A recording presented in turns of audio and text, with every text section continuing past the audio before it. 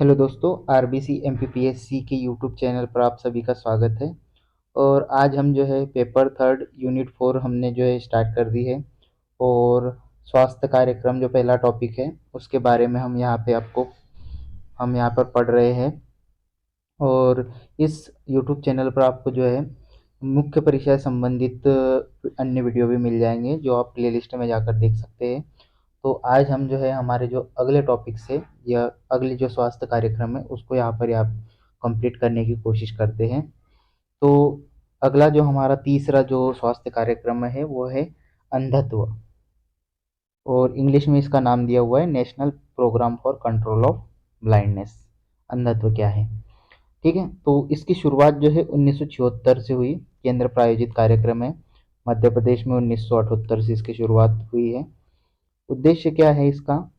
तो अंधत्व को 2.24% 1976 में जो है 1976 में अंधत्व को जो है 2.24% से घटाकर जो है 2020 तक जो है 0.34% तक लाना इसका पहला उद्देश्य था। फिर अंधों की पहचान कर उपचार के माध्यम से अंधेपन के बैकलॉग को कम करना। फिर अंधे लोगों की पहचान करना है और उनके उपचार के माध्यम से अंधेपन का जो बैकलॉग है उनको कम करना है। प्रत्येक जिले में व्यापक नेत्र चिकित्सालय, नेत्र देखभाल सुविधाएं विकसित करना। नेत्र देखभाल सेवाएं प्रदान करने की मानव संसाधन विकसित करना। नेत्र देखभाल सेवाएं प्रदान करने के लिए एक कुशल मानव संसाधन विकसित करना। नेत्र देखभाल में स्वैच्छिक संगठनों, निजी चिकित्सकों की भागीदारी सुनिश्चित करना। इसके अलावा नेत्र देखभाल पर सामुदायिक जागरूकता बढ़ाना। तो इसके उद्देश्य हो जाएंगे, आप सामान्य भाषा में ये या यही का यही आप एग्जाम में छाप सकते हो या फिर अपनी भाषा में लिख सकते हो, लेकिन जो आंकड़े इसमें मैंने जो लिखे हैं वो आपको यही के ही यूज़ करना है। जैसे अंधत्व का जो 1976 में जो परसेंट था 2.24, उसको जो है घटाकर 2020 तक जो है 0.34% करना था। ये पहला मेन उद्देश्य है, इसको जरूर याद रखें। तो इसके बाद तो क्या है कि फिर आप अपने हिसाब से लिख सकते हो उद्देश्य की भाई अंधे लोगों की पहचान कर उनको जो है उनका उपचार कराना है। प्रत्येक जिले में जो है नेत्र चिकित्सालय से संबंधित सुविधाएं उपलब्ध करवाना है। नेत्र की देखभाल के लिए या नेत्र से संबंधित जो है मानव कुशल मानव संसाधन, नेत्र चिकित्सालय से संबंधित सेवाएं प्रदान करने के लिए कुशल मानव संसाधन विकसित करना है। ठीक है, तो सामुदायिक जागरूकता वगैरह बढ़ाना, ये सब इसमें चीज़ें आ जाएगी। फिर अंधत्व के क्या कारण है भाई? अंधत्व के कारण क्या है यहाँ पे देख लेते हैं हम। तो देखिए अंधत्व के क्या कारण हो सकते हैं। तो मोतियाबिंद जो है सबसे ज़्यादा जो अंधत्व का कारण है वो मोतियाबिंद है 62.6%। आवर्तक त्रुटि जो है यहाँ पे 19.7%। ग्लूकोमा जो है वो 5.8% यहाँ पे अंधत्व के कारण माने गए हैं। कि ज़्यादातर लोगों में मोतियाबिंद की समस्या होती है, किसी में आवर्तक त्रुटि की होती है, किसी में ग्लूकोमा से संबंधित रोग होता है। तो ये सारी आंखों से संबंधित बीमारियां हैं। तो ये इतना परसेंटेज है उसका, ये आप याद रखें। फिर इसके लिए सरकार ने क्या रणनीति अपनाई है, रणनीतियाँ क्या रही है सरकार की? तो मोतियाबिंद के अलावा diabetes, retinopathy, glaucoma, retinal surgery आदि के उपचार इत्यादि को शामिल करके नेत्र परिचर्या कार्यक्रम को व्यापक बनाने की सहायता की व्यवस्था। अब देखो इसमें सरकार क्या कर रही है कि वहीं मोतियाबिंद तो ठीक है, मोतियाबिंद का तो उपचार करवाना ही है। इसके अलावा अन्य बीमारियां जैसे डायबिटीज हो गई, रेटिनोपैथी हो गई, ग्लूकोमा होगी, विट्रोरेटिनल सर्जरी होगी आदि के उपचार को शामिल करके नेत्र परिचर्या कार्यक्रम को व्यापक बनाने के लिए सहायता व्यवस्था की जा रही है। सार्वजनिक निजी भागीदारी के द्वारा नेत्र देखभाल सेवाओं में सुधार लाना। 50 वर्ष से अधिक आयु के लोगों के लिए नेत्र शिविरों का आयोजन, जिसमें शल्य क्रिया के माध्यम से अंधत्व में कमी लाना। तो जो 50 वर्ष से या 50 की आयु से अधिक आयु के लोग हैं उनके लिए जो है नेत्र शिविरों वगैरह का आयोजन करवाती है सरकार। फिर उनका ऑपरेशन करवा के उनका जो अंधत्व है उनमें कमी लाने का प्रयास करती है, या उनका आंखों का इलाज जो उपचार का काम करती है। स्वास्थ्य कर्मियों की दक्षता में सुधार लाने तो उच्च गुणवत्ता वाली सेवाएं प्रदान करने के लिए उन्हें प्रशिक्षित करना। तो ये रणनीतियाँ हैं। फिर इसके अलावा इसके लिए कार्यक्रम चलाया जा रहा है, राष्ट्रीय बधिर निवारण और नियंत्रण कार्यक्रम, ये है एक। तो उसका प्रारंभ 2006-07 में हुआ था। पायलट प्रोजेक्ट के रूप में इसको शुरू किया गया था। मंत्रालय जो है इसका स्वास्थ्य एवं परिवार कल्याण मंत्रालय है।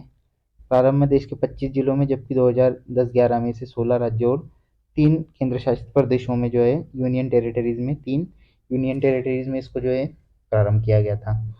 अब इसके उद्देश्य क्या थे, तो ये 2 नंबर में पूछा जा सकता है ये क्वेश्चन, तो आप इसको याद रखें। रोग अथवा चोट के कारण होने वाली बधिरता की रोकथाम करना। अब देखो, ये बधिरता निवारण कार्यक्रम है और हम पढ़ रहे हैं अंधत्व, तो हो सकता है कि भाई ये 2 नंबर में ऐसा क्वेश्चन कुछ बन जाए, इसलिए मैंने इसमें डाल दिया है। बाकी जो अंधत्व निवारण कार्यक्रम था वो हमने वहाँ पर तक कंप्लीट कर लिया है। बहरेपन से पीड़ित सभी आयु वर्ग के व्यक्तियों को चिकित्सीय रूप से पुनर्वास बहरेपन के लिए जिम्मेदार कारक की पहचान, निदान एवं उपचार करना। तो ये आप याद रखें, राष्ट्रीय बधिर निवारण और नियंत्रण कार्यक्रम। तो 2006-07 में पायलट प्रोजेक्ट के रूप में इसको शुरू किया गया था स्वास्थ्य एवं परिवार कल्याण मंत्रालय। प्रारंभ में देश के 25 जिलों में, जबकि 2010-11 में इसको 16 राज्यों और 3 यूनियन टेरिटरीज में इसको प्रारंभ किया गया। रोग अथवा चोट के कारण होने वाली बधिरता की रोकथाम करना, बहरेपन से पीड़ित सभी आयु वर्ग के व्यक्तियों को चिकित्सीय रूप में पुनर्वास, बहरेपन के लिए जिम्मेदार कारक की पहचान, निदान और उपचार करना, ये क्या इसके उद्देश्य हो जाएंगे। राष्ट्रीय क्षय निवारण, फिर अगला है हमारा राष्ट्रीय क्षय निवारण कार्यक्रम। तो इसका प्रारंभ जो है 1962 से भारत सरकार द्वारा जो है राष्ट्रीय टीबी नियंत्रण कार्यक्रम के रूप में इसका जो है प्रारंभ किया गया था। तब 1962 में राष्ट्रीय टीबी नियंत्रण कार्यक्रम के रूप में इसको शुरू किया गया था, परंतु सफलता न मिलने के कारण 1992 में इसका नाम बदलकर संशोधित राष्ट्रीय तपेदिक नियंत्रण कार्यक्रम की शुरुआत की गई। फिर 92 में सरकार ने 30 साल बाद, इसमें कुछ सफलता नहीं मिली सरकार को, तो सरकार ने 92 में इसका नाम बदल कर जो है संशोधित राष्ट्रीय तपेदिक नियंत्रण कार्यक्रम जो है शुरू किया गया। 1997 में WHO द्वारा डॉट्स प्रणाली, direct observe short term treatment प्रणाली की शुरुआत की गई। तो ये क्वेश्चन 2 नंबर में पूछा जा सकता है, वे डॉट्स क्या है, या डॉट्स का पूरा फुल फॉर्म बताइए, या डॉट्स के बारे में 2 नंबर में पूछा जा सकता है। तो आप इसको लिख सकते हैं कि डॉट्स जो है direct observe short term treatment है, जो टीबी के उपचार की एक दवाई है या एक उपचार की एक विधि है। 1997 में WHO द्वारा ये शुरुआत की गई थी इसकी, ठीक है। तो ये आप इसके बारे में लिख सकते हो। फिर अगला है, यह फेफड़ों से संबंधित संक्रामक बीमारी है जो माइकोबैक्टीरियम ट्यूबरकुलोसिस नामक जीवाणु के कारण होती है। तो टीबी क्या है भाई, तो टीबी जो है फेफड़ों से संबंधित बीमारी है, जो माइकोबैक्टीरियम ट्यूबरकुलोसिस आप जानते हो उसके जीवाणु का नाम, तो उसके कारण ही होती है। और विश्व में टीबी संक्रमण के मामले में भारत का जो 5वां स्थान है, ये भी आप याद रखें एक फैक्ट। उद्देश्य क्या है इस कार्यक्रम के, देखिए यह कार्यक्रम विश्व बैंक की सहायता से चलाया जा रहा है, क्रियान्वयन किया जा रहा है, जिसका प्रमुख उद्देश्य संक्रामक संक्रामक समुदाय के टीबी के मामले में शीघ्र निदान तथा जल्दी उपचार द्वारा इसके संचरण में कमी लाना।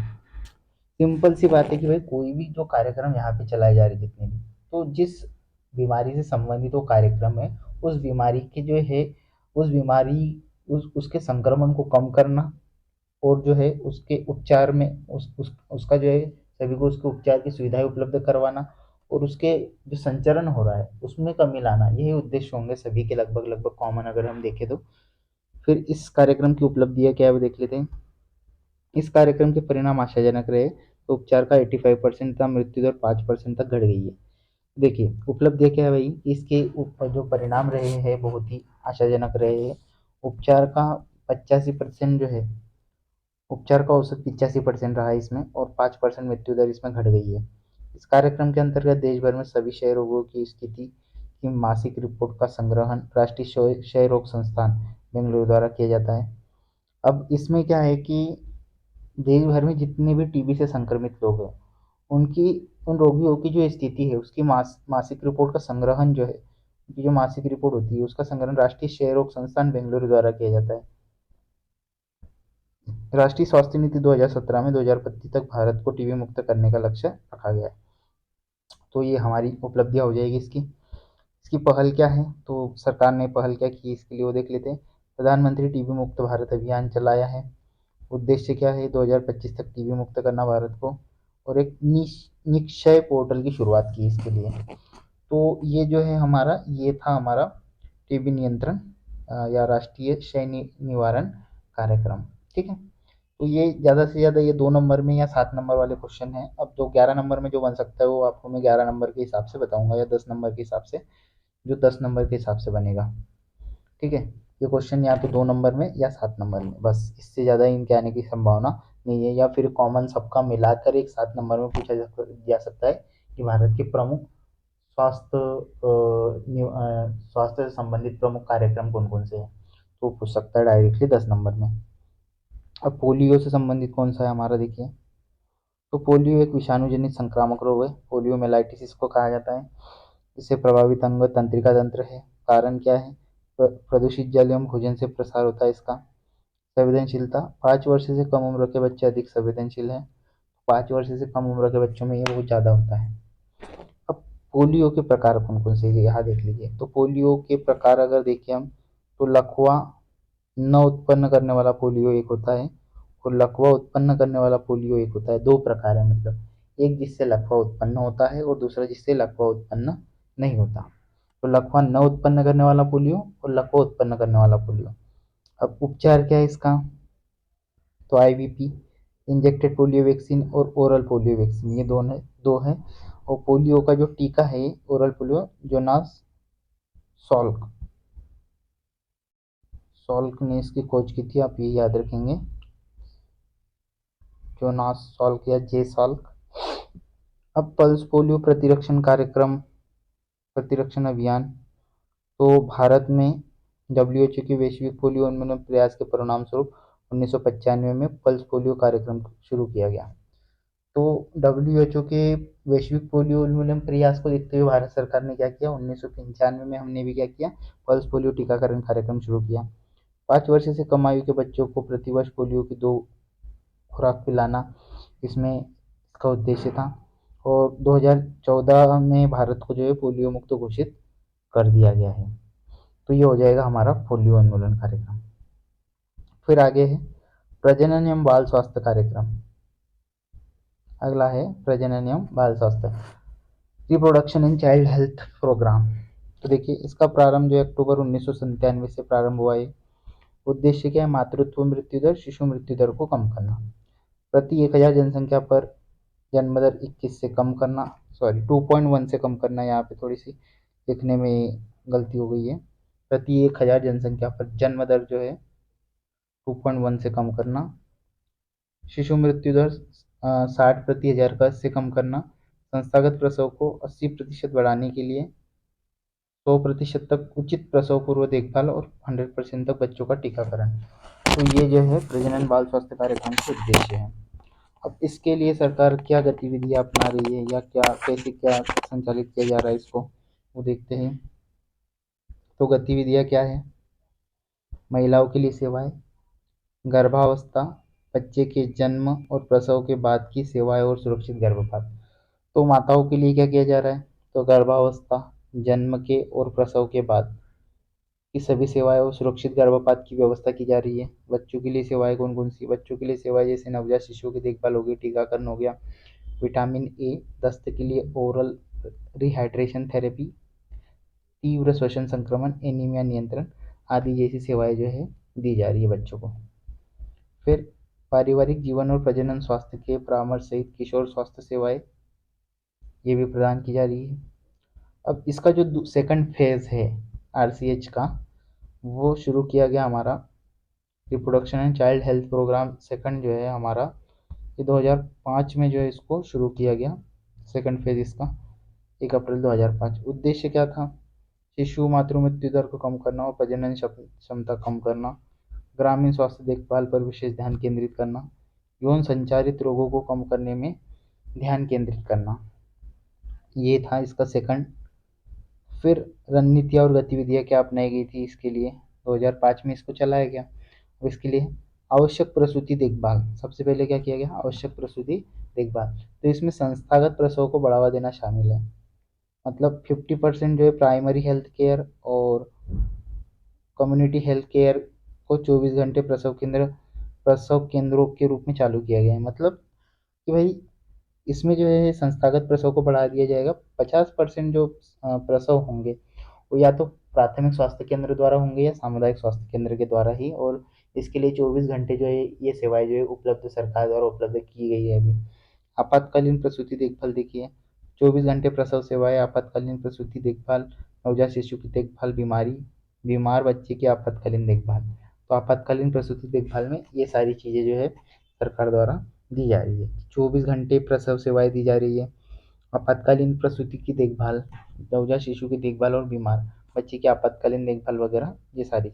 इसके अलावा देखिए, सुरक्षित गर्भपात, रक्त भंडारण सुविधा, आवश्यक प्रयोगशाला सेवाएं, रेफरल सेवाएं या परिवहन की सुविधा वगैरह, ये सारी जो है आरसीएच सेकंड में जो है सरकार द्वारा जो है ये सुविधाएं दी जा रही है।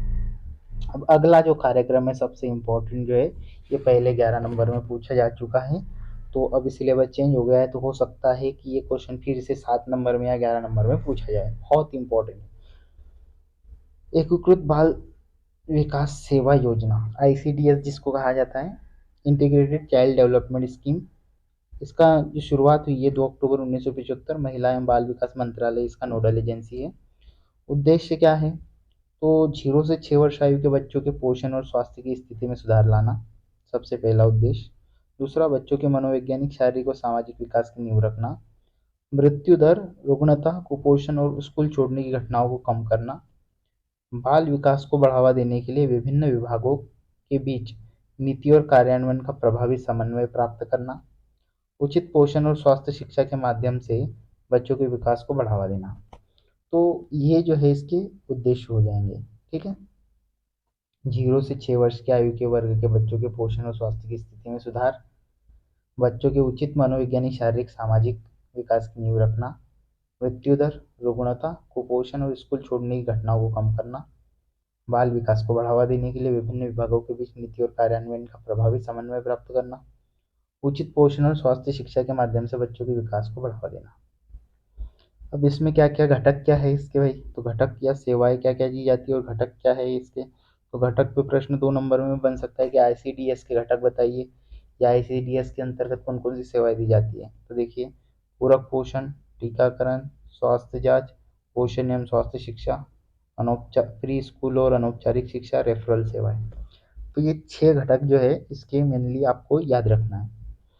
अब इसमें कौन सी सेवाएं जो है और कौन कौन से किस प्रकार से दी जाती है, किसके द्वारा दी जाती है, ये यहाँ पे एक चार्ट बना दिया है मैंने पूरा, तो आप इसको अच्छे से पढ़ ले। और 11 नंबर में 10 नंबर में अगर क्वेश्चन आता है तो आप इसको ऐसा का ऐसा छाप दे, तो आपका काम बन जाएगा। तो सेवाएं कौन कौन सी दी जा रही है, जैसे सबसे पहली सेवा पूरक पोषण। तो 6 वर्ष से कम आयु के बच्चे, गर्भवती और स्तनपान कराने वाली माताएं जो है, लक्षित समूह मतलब इन लोगों को ये सेवा दी जा रही है, किसके द्वारा, तो आंगनवाड़ी कार्यकर्ता और आंगनवाड़ी सहायिका के द्वारा दी जा रही है। फिर टीकाकरण, 6 वर्ष से कम आयु के बच्चे, गर्भवती और स्तनपान कराने वाली माँ, ए एएनएम एएनएम और एमओ द्वारा दी जा रही है ये सुविधा। फिर आगे स्वास्थ्य जांच, वही 6 वर्ष से कम आयु के बच्चे और गर्भवती और स्तनपान कराने वाली माताएं, वही एएनएम, एओ और एडब्ल्यू एडब्ल्यू द्वारा दी जा रही है। रेफरल सुविधाएं फिर ये सेम रहेगा, एएनएम, एओ, एडब्ल्यू। पूर्व विद्यालयी शिक्षा तो 3 से 6 साल के बच्चों को दी जाएगी है आंगनवाड़ी कार्यकर्ता द्वारा। पोषण एवं स्वास्थ्य शिक्षा तो महिलाएं 15 से 45 वर्ष की महिलाओं को एएनएम और एमओ के द्वारा। तो ये आप पूरा का पूरा चार्ट याद कर ले, तो ये आपको बहुत फायदेमंद होगा आपके लिए। तो ये था हमारा आज का टॉपिक, जिसमें हमने लगभग लगभग सारे स्वास्थ्य कार्यक्रम कवर कर लिए। जो बचे हैं वो अगले वीडियो में आपको कवर करवा दूंगा। तो दोस्तों, आपको ये वीडियो कैसा लगा है, ये सीरीज आपको कैसी लग रही है, कृपया अपने सुझाव जो है कमेंट बॉक्स में अवश्य दीजिए। और जो है आप इस वीडियो को ज़्यादा से ज़्यादा लोगों तक पहुँचाएँ, क्योंकि जिन लोगों के पास अभी सोर्स अवेलेबल नहीं है पढ़ने के लिए, वो भी इसका फ़ायदा उठा सके। तो ज़्यादा से ज़्यादा लोगों को शेयर करें। वीडियो को अंत तक देखने के लिए आपका बहुत बहुत धन्यवाद।